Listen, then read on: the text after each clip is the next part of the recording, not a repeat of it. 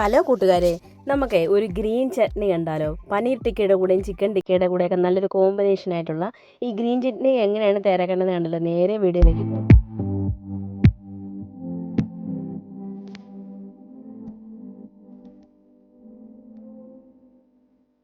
അപ്പോൾ നല്ല കടയിൽ നിന്ന് കിട്ടുന്ന പോലെ തന്നെ ഉള്ളൊരു ഗ്രീൻ ചട്നി തയ്യാറാക്കിയാലോ? അതിനായിട്ട് ആദ്യമേ തന്നെ പുതിന ഇല, ഒരു പിടി പുതിന ഇല ഇട്ടിട്ടുണ്ട്, 2-3 പച്ചമുളക് ഇട്ടിട്ടുണ്ട്, ഒരു പിടി മല്ലിയിലയും കൂടി ഇട്ടിട്ടുണ്ട്. ഇതെല്ലാം കഴുകി നല്ലപോലെ വൃത്തിയാക്കിയതിന് ശേഷം അതിനകത്ത് മിക്സി ജാറിൽ ഇട്ടിട്ട് കൊടുത്തിട്ടുണ്ട്. പിന്നെ ഒരു ടീസ്പൂൺ പൊട്ടുകടല ഇട്ടിട്ടുണ്ട്, ഇഞ്ചി ഒരു ചെറിയ കഷ്ണം ഇട്ടിട്ടുണ്ട്, 3-4 വെളുത്തുള്ളി ഇട്ടിട്ടുണ്ട്, ഒരു അര ടീസ്പൂൺ മധുരം ഇട്ടിട്ടുണ്ട്, എന്ന് വെച്ചാൽ പഞ്ചസാര ഇട്ടിട്ടുണ്ട്. പിന്നെ ചാട്ട് മസാലയും ജീരകപ്പൊടിയും അര ടീസ്പൂൺ വീതം ഇട്ട് കൊടുക്കുന്നുണ്ട്. ആവശ്യത്തിനുള്ള ഉപ്പും കൂടി ചേർത്ത് അതിനകത്തേക്ക് 1 ടേബിൾ സ്പൂൺ അല്ലെങ്കിൽ 2 ടേബിൾ സ്പൂൺ, നിങ്ങൾ അത് കുറച്ച് ലൂസായിട്ടിരിക്കണമെന്നുണ്ടെങ്കിൽ 2 ടേബിൾ സ്പൂൺ എടുക്കാം. അപ്പോൾ ഞാനിപ്പോൾ ഇവിടെ 1 ടേബിൾ സ്പൂൺ ആദ്യമേ ചേർത്തിട്ടാണ് അരച്ചെടുക്കുന്നത്. അതിനുശേഷം വേണമെങ്കിൽ ചേർക്കാമല്ലോ.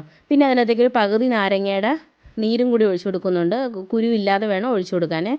അപ്പോൾ അതും കൂടി ഒഴിച്ചു കൊടുത്ത് മിക്സി ജാറിൽ നല്ലതുപോലെ മഷി പോലെ അരച്ചെടുത്തിട്ടുണ്ട് കേട്ടോ. അപ്പോൾ അത് അത്രയേ ഉള്ളൂ, നമ്മുടെ ഗ്രീൻ ചട്നി ഇവിടെ റെഡി ആയിട്ടുണ്ട്. നല്ല ടേസ്റ്റാണ് കേട്ടോ. പനീർ ടിക്കയുടെ കൂടെ മാത്രമല്ല, നമ്മൾ ചിക്കൻ ഫ്രൈ തയ്യാറാക്കുമ്പോഴും ഈ ഒരു സാധനം മുക്കി കഴിക്കാൻ നല്ല ടേസ്റ്റ് ആയിരിക്കും കേട്ടോ.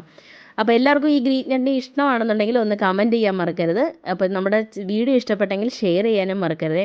ഇതുപോലുള്ള പുതിയൊരു വീഡിയോ ആയിട്ട് വരുന്നിടം വരെ thanks for watching. Thank you, by.